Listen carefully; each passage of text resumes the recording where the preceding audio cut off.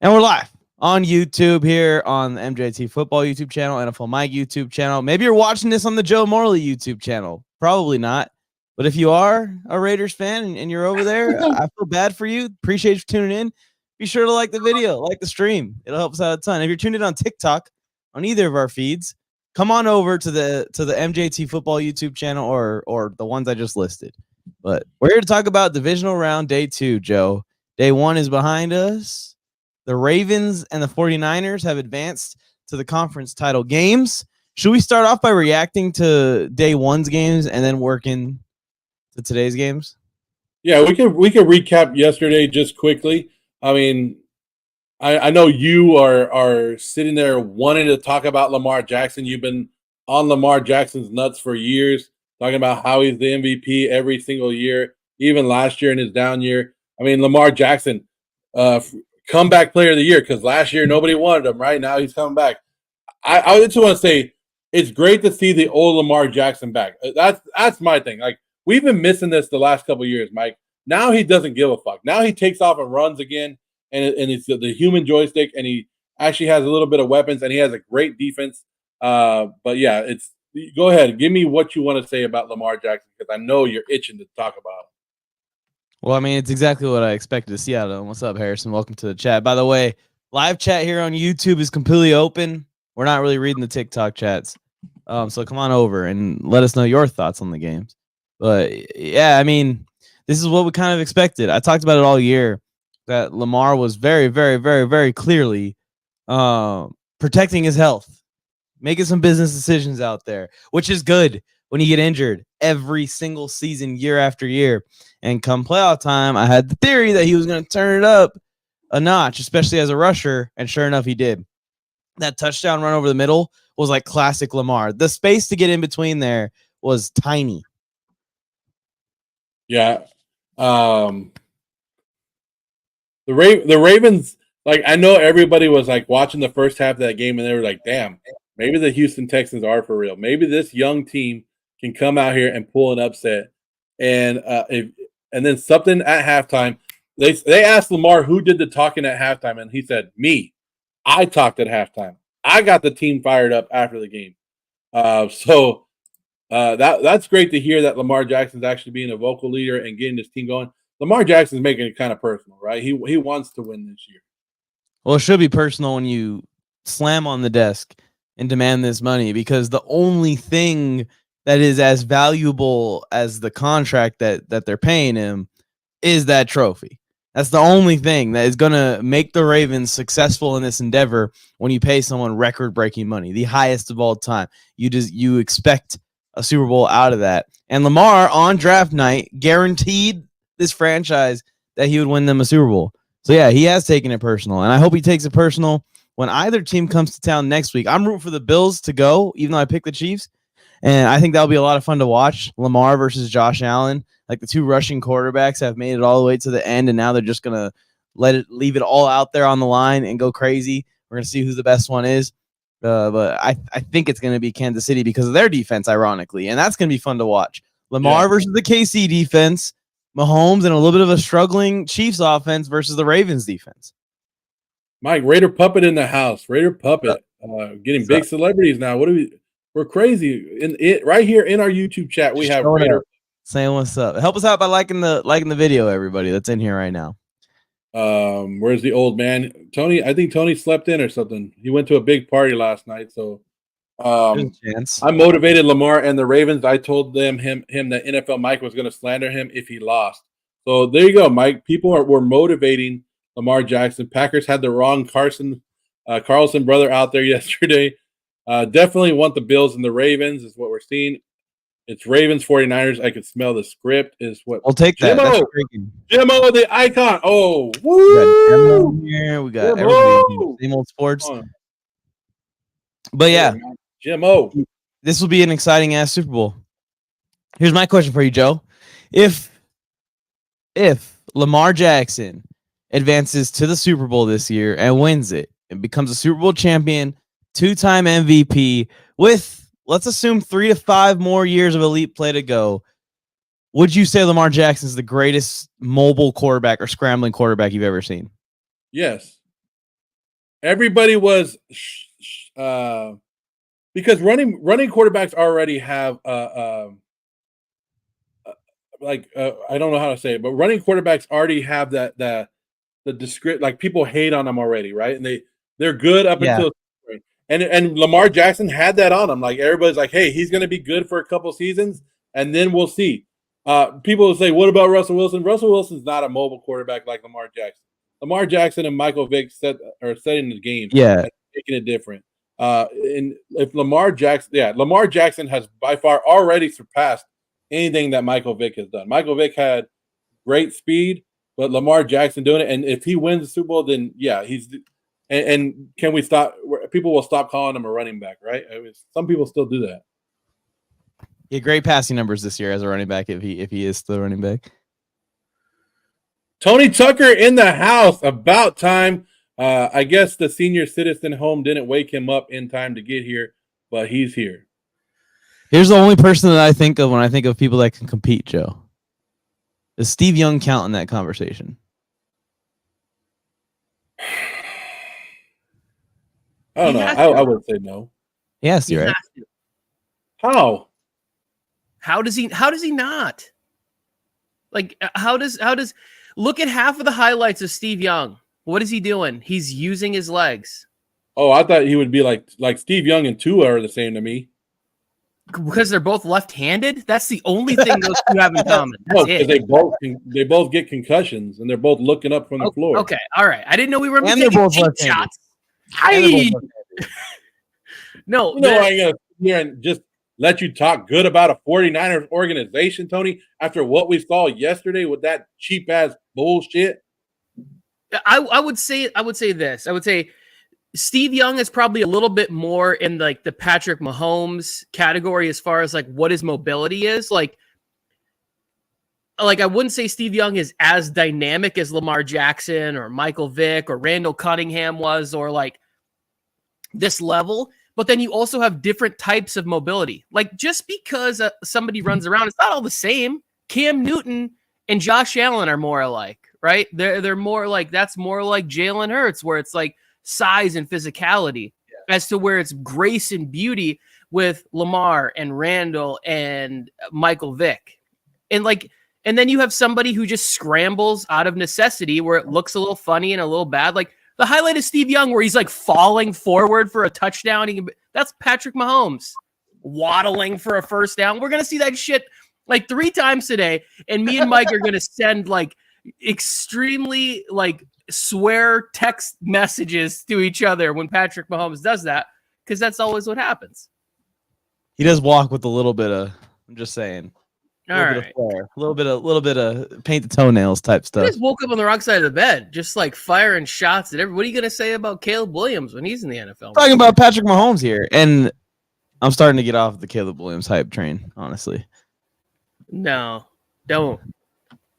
He's going to be a Bear next year, Mike, and I can guarantee Mike's first video will be when they draft him. Is Caleb Williams already the best Bears quarterback of all time? That will be the first video Mike will make after he's drafted to the Chicago Bears. There's an argument for it. Booty bandit, get out of here. And I don't know what that means. I came layered in powder blue yesterday because of the allegations of Joe that I had a black and gray beanie on yesterday, accusing me of being part of Raider Nation. Disgusting. Don't be seen with that gear on. So you guys want to talk about that Niner game? That's what I was about to go to. I want to talk about how Booty Bandit flipped his thumbnails like from one comment to the next. It's pretty impressive, brother. Trevor saying that missed field goal was so scripted. I don't think it was. Like the commentary was even saying, like, why is this Carlson brother on this roster? Oh, Matt LaFleur wouldn't quit on him. That's what I'm saying. That story, they built that storyline up throughout the broadcast, where they're saying, hey, we talked to Matt LaFleur, and they were talking about Carlson on every kick, and they were like, he's missed the most field goals, and this whole season, if you add field goals and extra points, he's missed it. Then they go, and we talked to Matt LaFleur, and he said every time his field goal kicker goes out there, he prays. They built that storyline up like a good storyteller would, just for the ending to hit you right in the mouth. So There's not a primetime game this year that the Packers played in that I can remember where he made all of his kicks. I know. It was guaranteed that he was going to miss a big kick in this game. He also kind of kicks the ball, and it's like the kind of kick that looks like the kid who used his inhaler during gym class too much. Like it's just sort of like weak and barely gets there. He's not the kind of kicker that you would follow up Mason Crosby with a guy who had a monster leg built for Lambeau Field, cold weather. Like, what did they see in drafting him? Like, he's not a bad kicker. Put him in a dome somewhere. Put him in like New Orleans. I bet he would have done better than the New Orleans kicker who they traded away Will Lutz and kept that young man. Like, and that's what Dodger Everything just said what I was going to say. The person you got to blame for it is Rick Bisaccia, because they even mentioned that yesterday, that he is the one that, hey, he's a rookie, let him get through with it. He was the one with Daniel Carlson. Now that's his brother. He's a little bit of loyal to his players. At one point, you got to be like that. Like, you've seen it. NFL teams go to 3 or 4 kickers a year now. Like, hey, you ain't getting it done. Get the fuck out of here. We don't need you. We're going to find somebody that can kick the damn ball. Like, come on. Like, I'm not surprised that Jake Moody made it through the whole season with the 49ers. Hey. That's a 3rd-round pick that you're talking about there, Joe. Yeah. That's a Michigan man. He'll weather through the storm. He'll be just fine. He's tough. You don't even know nothing about Jake Moody. He's gonna win the NFC Championship game on like a 57-yard field goal. And you guys are going to get great text messages from me. This is just another reason why you don't draft kickers in the freaking 3rd round, because you're not trying to have your kicker out there kicking. The goal is to not have the kicker out there kicking. So draft a receiver or a running back or a tight end or a defensive player to help keep the kicker on the damn sideline. There's 32 jobs in the NFL. Kick balls through uprights, and there's thousands of people trying to get those 32 jobs. Mike, will Destroying would have made that kick? Yes. Stop it. There is a beast. Have you seen him kick, Tony? I've seen him. He's a YouTube kicker. Trust me. What are you talking about? You don't know his story. I do know his story. And listen, if Destroying could kick, he'd be in the NFL. That is the bottom line. I probably wouldn't care. Well, I don't know, like, why a team hasn't even tried him out. Like, it must be that bad, huh? Because they are all looking. These guys are now going and getting like Australian rules kicker. Like, these guys are getting punters and people from wherever. If you can play, the NFL will put you there. They don't care if you stop being in college. Like, Brandon Aubrey for the Cowboys was a soccer player up until like 10 months ago. Yeah, he did great. And now he's kicking in the NFL. In the USFL that you constantly shit on, Tony. Wait, what happened? In the USFL and XFL. He came from the USFL or XFL and XFL. Fantastic. So why don't Destroying go play for one of those teams and show, hey, in a big-time game, in a big pressure situation, I'm going to make a kick. Well, I know the reason, but I'm not going to say why. Well, Booty Bandit he's probably making millions of dollars on YouTube. Why would you go? That's why Booty Bandit knows the reason.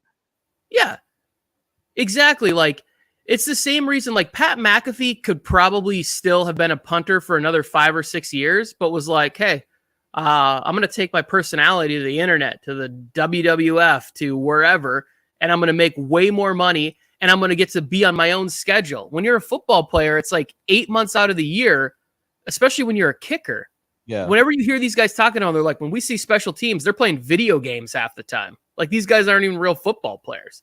So, like, I also think that Destroying probably wouldn't kick for anyone, any lower league, because he knows like that this buzz about him doing it is going to exist until he's like 38. And it's not going to exist if he goes out there and shanks some kicks. Yeah. It's not just whether you have the ability to do it. It's whether you have the stones to do it in a playoff game, in a primetime football game with things on the line. Well, there's 52 other guys. Let's just say not 52, but let's say 44 other guys that have like been cut, that are bleeding, that are sore, that are getting beat up. And then you walk out there in gym shoes and try and kick the ball from 50 yards, and then you shank it, and then you have to look at these guys. You have to look them in the face and go, I'm sorry, I just ruined everything for us. Yeah, it's a high-pressure situation. It is.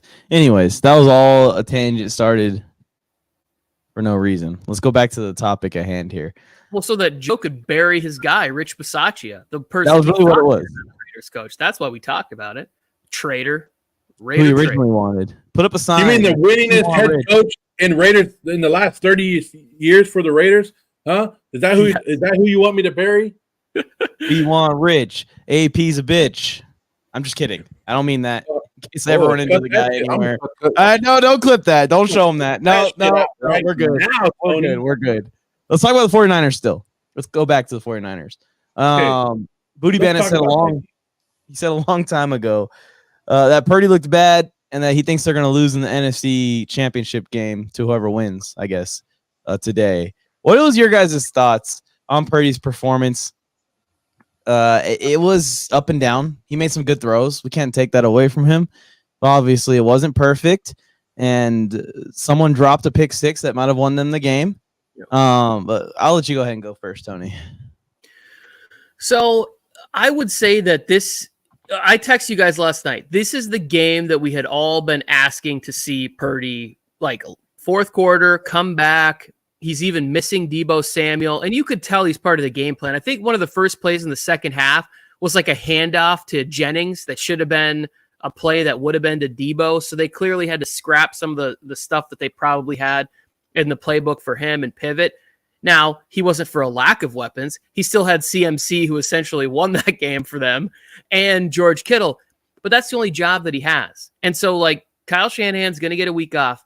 I don't think either one of these secondaries that are left for the Bucs or the Lions are good enough to stop the 49ers offense for 4 quarters, especially when it's going to be played in pretty good weather. What are the chances it's going to rain again next week? And I think that's a little bit of the issue with Purdy. It would have been more fun to watch Purdy play in Lambeau yesterday, because I'm sure the weather in Green Bay isn't fantastic. I know it's not fantastic in my hometown, which is about 3 hours northeast of Green Bay. So it's like that would have been more entertaining to watch, but he did what he was supposed to do. Like, he came through, his team won the game. This is what we want to see. Yes, we can all continue to hate on him and we can give credit to other people, but like, even great quarterbacks look bad in games, but when they win in the end, we give them the credit.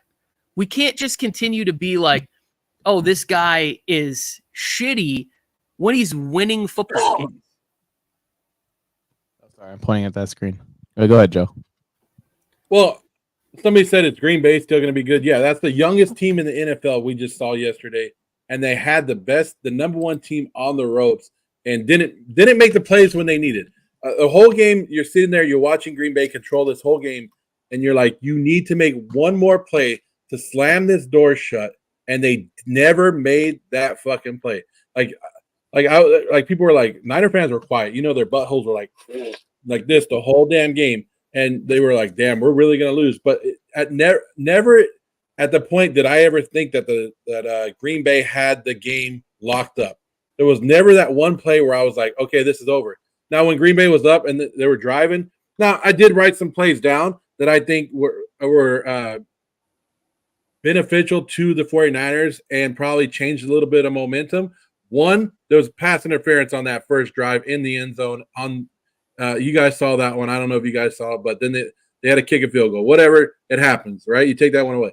Then the bad spot, but that's your fault for making the referee call that. But it was a horrible spot. It was a first down. I don't know if they would have kicked another field goal, maybe scored a touchdown there, but that would have been a big momentum to go up by 2 scores in that one.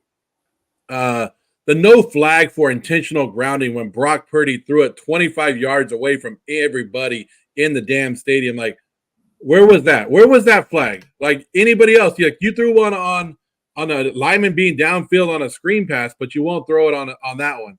You had the no face mask on Aaron Jones when Greenlaw blatantly grabbed him, and you saw him turn on the sideline. And of course, the missed delay game in the last one for that. Bullshit, it was a delayed game. I have a picture of it where the zero's on it right there, and he hikes the ball on that McCaffrey touchdown.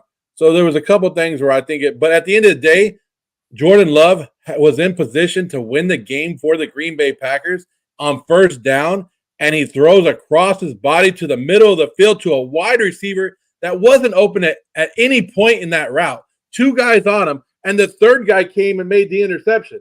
Like, what the hell were you thinking, Jordan Love? Like, I know you have a lot to learn, but it was first down. Throw it away and keep going. Like, maybe Carlson would have missed another field goal anyways, and we've been talking about that, but I would rather be talking about Carlson missing a game-tying field goal than what Jordan Love did on that last drive.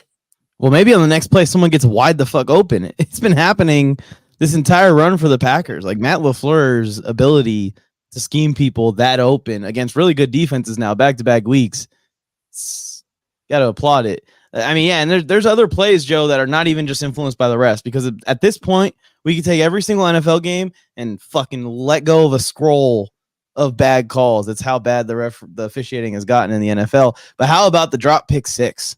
I mean, that would have put them up by 3 possessions or 2 possessions right there. Or even later, the first interception J-Love threw was almost worse than the second one, because the second one, at least he's desperate and going for something down the field. The first interception of the second half was just a bonehead throw and a big mistake. He just sailed it way over the tight end's head. It's tough. I was just going to say, like, that's part of the issues that I've had with everybody going over the top with Jordan Love, is that sometimes we love the bad footwork when it works, right? Like, that was always the thing with Favre, was like not throwing with his feet set, throwing jump passes and whatever else. But it's like those lack of fundamentals will also be your undoing. And that's what happened on that other interception. He's not really stepping into the throw and delivering it where it needs to be. He's kind of playing that fun backyard football that we all love from Favre. The problem I have with the final drive was when you have a minute left, they were working the too much. The middle of the field is wide open with a minute left and 3 timeouts. They should have been taking advantage of anything down the middle of the field and making easy throws. They get the nice play to begin the drive. It's like an 8-9 yard gain to Romeo Doubs to start that drive. Right there, you have an opportunity to run the football in that spot.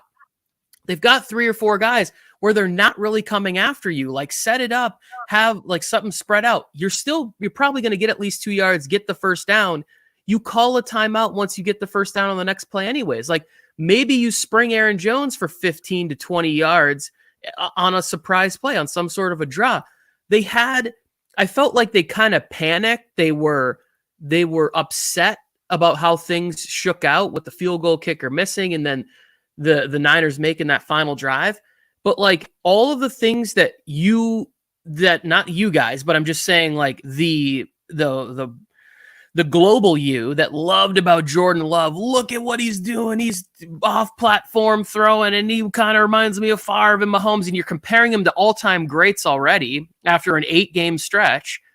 Then you have to also be disappointed when he's doing the same shit that then loses him the game.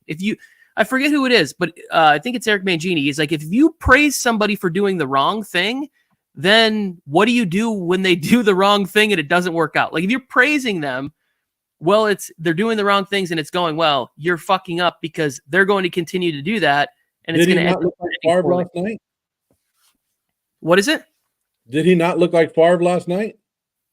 There was moments of that. I mean, I thought he played better than I actually thought that he would in the game, to be honest with you guys. Like, I thought the 49ers were going to wreck him in this game, and they didn't.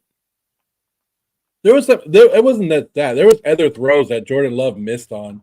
And it just happens in the game. Like, there was a play to the tight end early in the game where he overthrew it, and the tight end had Fred Warner beat. It was right over the top, and he kind of let it too far.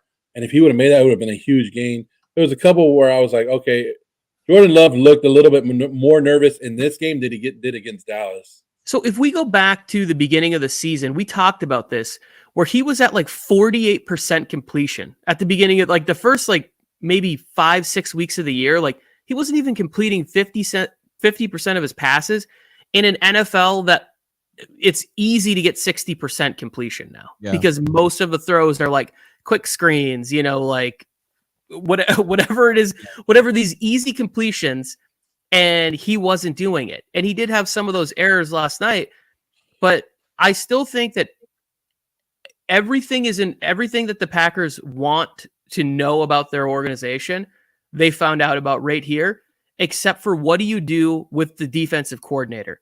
Because he has now put together about 5 to 6 solid weeks in a row of well-coordinated football. It's like, do you move on from him and try and pivot and put a new defense in place because of the first 12 weeks of the season? Yeah, there was a lot of fire Joe Barry banter out there before this playoff run. Yeah, exactly. And even before all of this happened and they went on the hot streak, the Packers in press conferences, Gutekunst, all those guys weren't even committal to Jordan Love long term. Like they weren't even saying that this is their guy long term. We've seen what we need to see over the last 3 years of watching him. They literally watch him every single day. There's the only place you can see him play. You can't see your first round investment plays in practice. So you should already know what you got by now. I mean, I know you never know until they get into the game, but yeah, the Packers, they were in turmoil and they've completely turned it around, and it's pretty impressive to see, even though they didn't make it past this game. So 2 quick things. One, leading up into the Packers-Chargers game, and I've referenced this several times, Mike is right. They were so non-committed on Jordan Love. They were just like, we have to see how the rest of the season plays out. The guy goes out and has a perfect passer rating and completely lights up Brandon Staley's defense. And then the season just starts to snowball in a positive fashion for them. But up until I think it was like right before the week 15 game, somebody asked about if it was time to make a move at defensive coordinator. And Mike LaFleur said, well, it's too late for anything like that. Like, we can't make a move now. And then from that point, the defense just went on an incredible run. The defensive line started getting home every week, getting multiple sacks. The secondary started to play better. I do think that, like, part of the stuff that they went into this year thinking they were going to have was Stokes on one side and Jair Alexander on the other. And when you're missing both of your top corners for a large chunk of the season, it makes it really tough to play the style of defense that Joe Barry wants to play, which is, like, we're going to let them have a little bit. It's similar to Brandon Staley, to Fangio style defense. Like, we're going to let them have the easy plays, keep stuff in front of us, and then blitz on third down, or we're going to tighten up when we get closer to the red zone. Like that sort of the dink and dunk is okay, but we're going to play better defense inside of our own 30. Bend, don't break. That classic bend, don't break. Okay, yeah. I mean, we could probably move on now. I feel like we covered the games pretty well. I don't want to miss out on today's games because I got to go in like 25 minutes or so. The game starts in 20 minutes as well for Bucks versus Lions, which what we should talk about first is Bucks versus Lions. Joe, what's your thoughts going into this one for the Lions? I know you're rooting for the Lions, right? I picked the Lions to win. I don't give a damn who wins this game, to be honest with you. Like, I would like the storyline of Baker Mayfield in the NFC Championship game would be a great storyline. So I don't care. Like, that would be cool. I'd be like, yeah, Baker Mayfield, Mike Evans. I would love to see Mike Evans go and get himself a Super Bowl. So I'm not hating on the Bucks. I would like to see the Lions win because, hey, it's one of those teams that you've always rooted for, the underdog story that you watched the Lions suck for how many years, and now they're finally right back on track. And to be honest, I think the Lions would match up better against the 49ers with that offensive line next year. I mean, Matt LaFleur, let me go back to that a little bit. Matt LaFleur has a little bit of balls to have tight ends on Joey Bosa and Chase Young yesterday. And I think that offensive line would be able to control the defensive line of the San Francisco 49ers. That would probably be the best matchup because, I don't know, if the Bucks go to San Francisco, that's going to be a tough one. But either way, I don't care who wins this game. I think it's going to be a good one. I'm here for it. The thing that I'm not here for is how for years, literally since the first day I've known you guys have been the biggest fucking Motor City Dan Campbell heads of all time. And I've been a little bit of a doubter. And now we get to a point where they're here. You were right. I was wrong. You're just like, meh, that's cool. Oh, no. Oh, wait, I didn't talk yet. I'm all about the Lions. I want them to win this game. I do think that they are the better matchup, right? As to where I think the only thing that would favor them if the Bucs were to get forward is the fact of how many receiving weapons they have, but I don't know if they have the offensive line that'll be capable enough to compete in San Francisco. So I think the Lions are our best chance to have to not have the 49ers in the Super Bowl. And as I've said 1,000 times, my family connection to the Lions and what I would like to see for them to have a chance to win the NFC Championship game, play in the Super Bowl, and win there is more exciting. Like everything that I think about the game that we're about to watch here in 20 minutes is the Lions should roll this game. They're going to be at home. If you hear about players talking about what the crowd noise was like last week at Ford Field, that it was just an insane environment, I think that's going to make it tough for the Bucs and the offensive line. I think the Bucs are going to have trouble running the football today. It's like, can Aaron Glenn come up with another great performance? Can the secondary step up? Can having Gardner Johnson back another week, can that help get things to more where they thought they would have things at the beginning of the season? Because the one guy that they signed that I was excited about them getting was Cam Sutton. He was getting cooked. Yeah. And so it's like the secondary's been an issue all year for them. If Baker gets rolling in that dome and Mike Evans isn't dropping passes, like Mike Evans must have dropped 2-3 balls last week. The Bucs should have destroyed the Eagles in that game, and they did destroy them, but it should have been like a 40-point win if they aren't having all those drops in that football game. If they're catching the ball today in that dome, like this could be a really fun, high-scoring football game, but I'm going to side with the Lions and Ben Johnson being able to get it done. Laporta being back another week. Josh Reynolds looks like a guy who was forgotten and now all of a sudden looks like a real player in the NFL, which is exciting for him. And if CJ Gardner and the Lions can go to San Francisco next week, that's a good storyline right there, because CJ Gardner and Deebo Samuel got into it at the beginning of the season, right, over Twitter and stuff, and they said, we'll see you guys later. Mike, I don't want to bash you. Me and Tony have – Joe, I don't think Deebo's going to see him in the game, but the Niners team will. Yeah, Deebo's now CJ would be like, he's faking an injury and he's too scared to see me. CJ would play that. You know what I mean? But Tony and I love Dan Campbell. We love the Lions and we loved everything about it. I think I got soured off of them because I thought the fans would be a little bit more like happy about it, but the fans turned into fucking like some of the worst fans out there. Like, we've been a winning team for years. The fuck you have? You haven't been shit. You've been the laughing stock of the NFL for years. You showed up to games with paper bags on your head, and now all of a sudden you're the greatest team since the 49er fans assembled this team. Like, come on. Like, have some – I thought they would just be a little bit happier, but they kind of turned and they became a fan base that I don't like. Like, that's crazy. Joe, you think that the internet is a place to be humble, to be gracious, to be happy? It's not. The Lions fans that are on the internet are not the real Lions fans, at least not the ones that I talk to. When I talk to a Lions fan, they're like, I don't know how we're going to lose. I don't know how we're going to fuck this up, but I feel like we're going to. Like, they have thought this way for so many years that even when I talk to them pre-Thanksgiving, they were like, we're finally going to crush the Packers on Thanksgiving. We're going to be able to eat our turkey and enjoy our day. And what happened? Jordan Love came out and gave them flashbacks of Favre, Rodgers, probably Bart Starr. I can't remember back that far, but they got their turkey stuffed by the Packers. And they were like, here it goes again. Now we're going to lose. Josh Dobbs is going to come in for the Vikings and go on a run, and we're going to lose the division. And that didn't happen. Like, Dan Campbell's been able to keep them focused. Some internet fans, don't let them ruin that for you, Joe. Exactly. There's one Lion fan that I know, like, that I really know. Like, other than that, there's not a lot out here in California that I know personally. There's one Lion fan, and you're not lying when he goes, I'm going to Thanksgiving, and I'm going to Thanksgiving with my son-in-law, who he's a Packer fan, and we got to go to his house, and I can't wait till the Lions beat him down and win. And then the day after that, he goes, same old fucking Lions. It's the same Lions over and over. Like, but he was like, I finally get to get that one up. This guy's dating my daughter, and I get to like rub it in, and it didn't work out for him.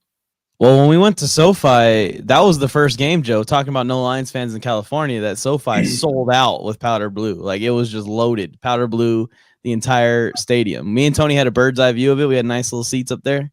We were looking at it like, wow, this is beautiful. This is what we've always dreamed of SoFi looking like this. Yeah, it was weird because like some of it was a little Honolulu blue, but it like biasly it was powder blue. The whole stadium was powder blue. The whole stadium was blue. It's just the generation, right? It's just the generation of fans now where nobody's loyal to any team. They just jump to whatever's hot.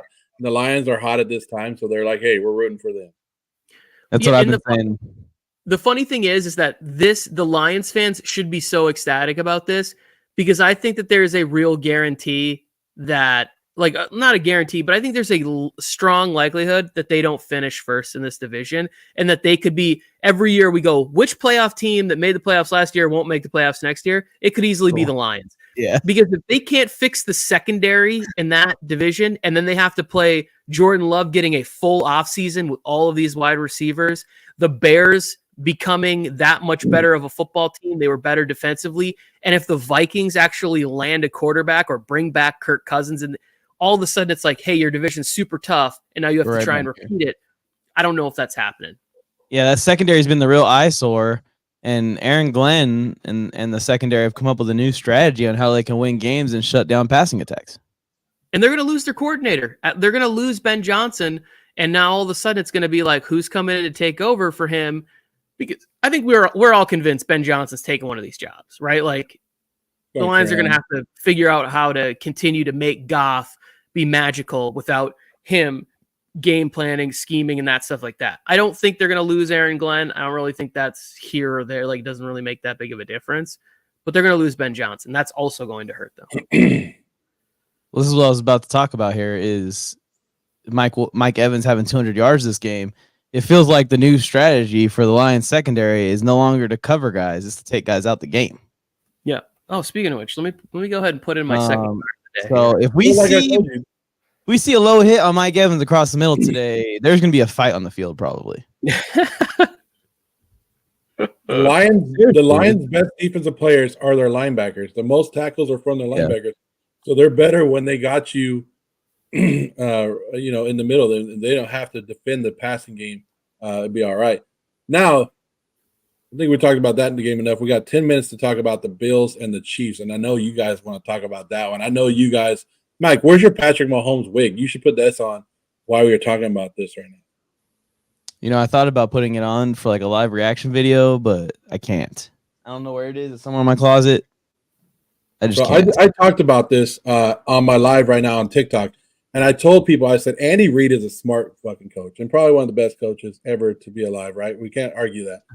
Andy Reid struggles all year to find a running game for the Kansas City Chiefs, right? And somebody was like, well, we almost had 1,000 yards with Isaiah Pacheco. I said, almost. 1,000 yards isn't as what? I go, but you still finished 18th in the league in rushing yards this year. And then when they get to the playoffs, Andy Reid knows that defense and running games win the playoff games, right? You need to have a great defense and you need to have a running game to waste that time. And they find it. And the one thing about Andy Reid is he doesn't give a damn which running back finds it. But when that running back finds it, he's hot with them. So if it's like Isaiah Pacheco, CEH, Jared McKinnon, it doesn't matter. Whoever is hot in that game and whoever's getting the most yards and tearing that defense up, he's riding them. And we've talked about Buffalo Bills over the last couple of years. Every single year it was the same story. They don't have a running game. They don't have a running back there to end some of these games. And they had to rely on Josh Allen in the fourth quarter to win some of these games, and he would fuck it up, right? Finally, they got rid of Ken Dorsey. Boom, get the hell out of here, Ken Dorsey. They finally found, James Cook is a good running back. Oh, shit. We can rely on James Cook. Last week, they brought in Lenny, playoff Lenny for some reason, and we're giving him the ball towards the end of the game.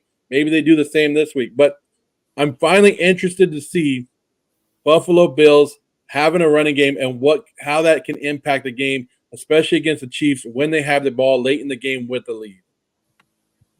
Well, the biggest thing is going to you talk about the rushing attack, is this Bills defense is beat to shit.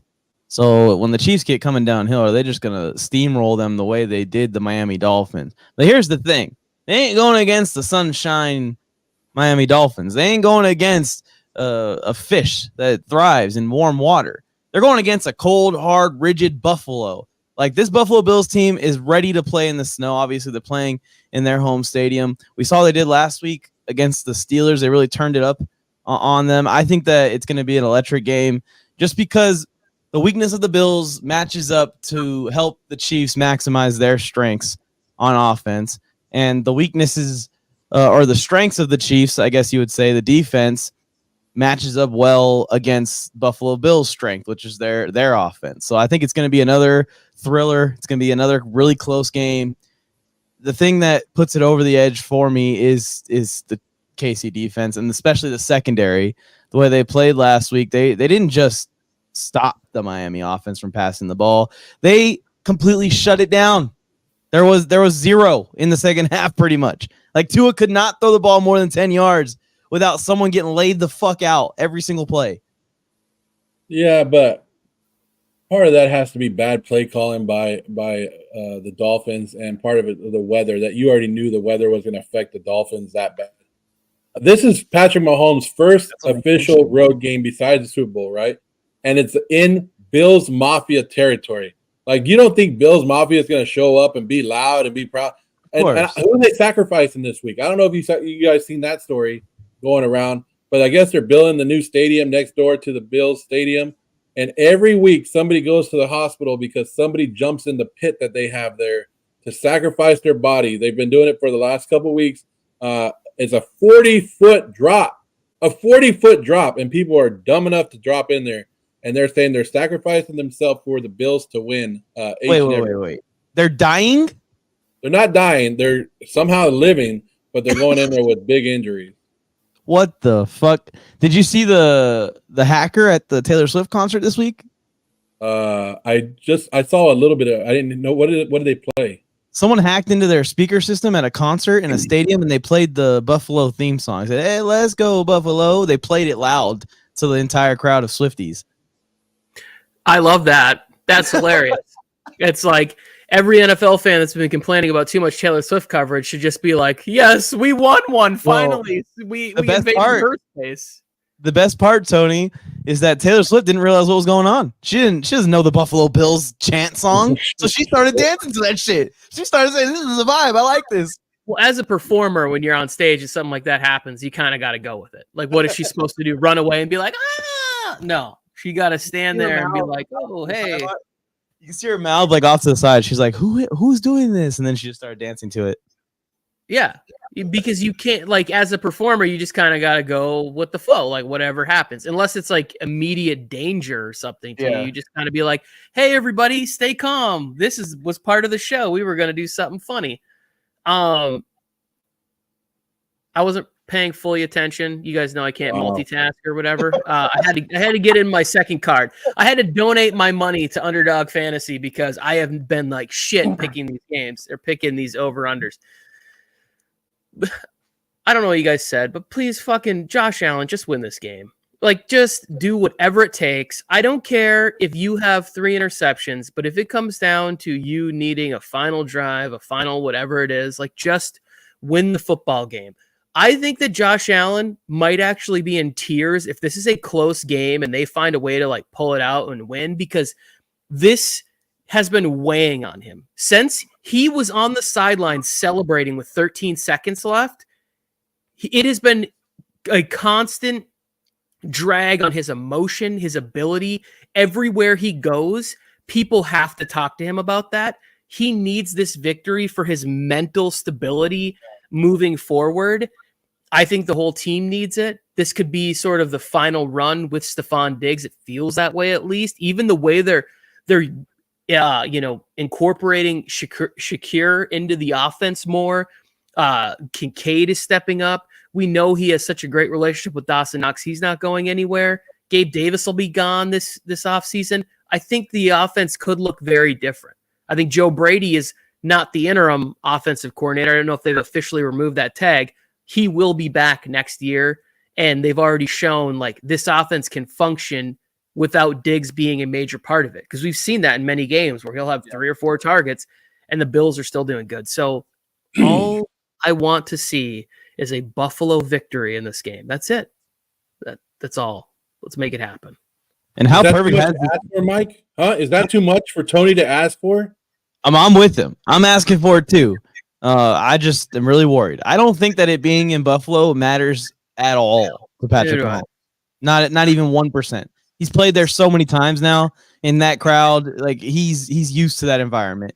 So I don't think it matters at all. I think this is going to be a game where whoever makes the big plays in the fourth quarter is going to simply win it. It's going to come down to high pressure situations and making high pressure elite plays.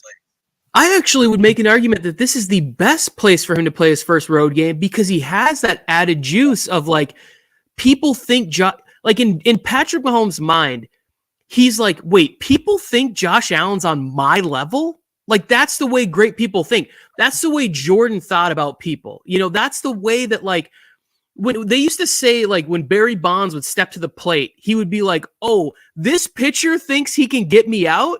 Well, somebody go find this home run. I just hit it 575 yards into the bay." Like you can't, there's certain people who have that mindset where it's like, "Oh, you think this is what it is. I'm going to show you what reality is." In Patrick Mahomes' mind, it's like, it doesn't matter where we play this game, on a neutral field, in Buffalo, in Kansas City, when all the chips are on the table, I'm the one who's got 4 aces. Like I'm that guy. I've got a royal flush all the time. And Patrick is like, there's nothing he can do.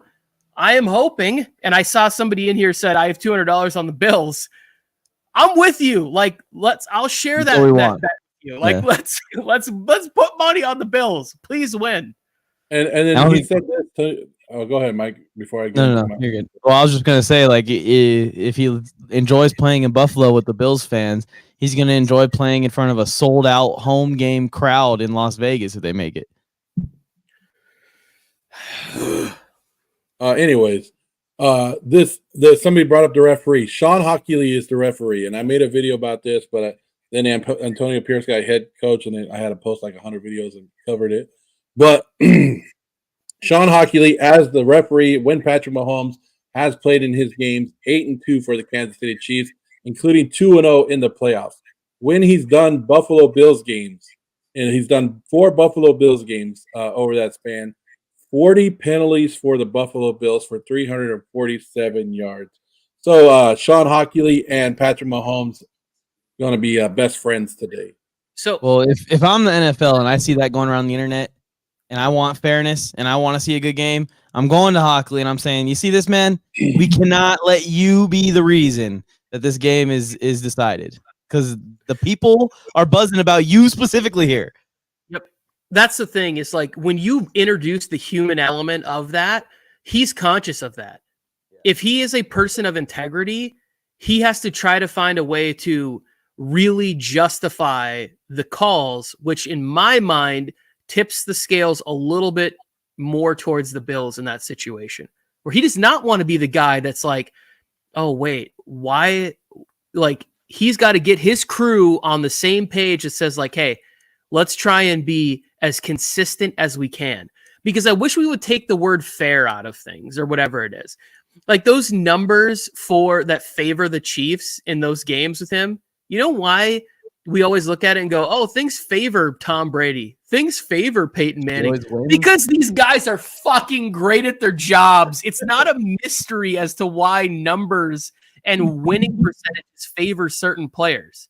So, like, the bad side is, why is the penalties so high against Buffalo? Has Buffalo just played lazy, sloppy, undisciplined football? Perhaps. I don't know. I haven't watched all the games back closely to check all the penalties. But like, if you know that going in, and that's a storyline, I think in the minds of the referees, it has to be like, hey, we need to be as consistent.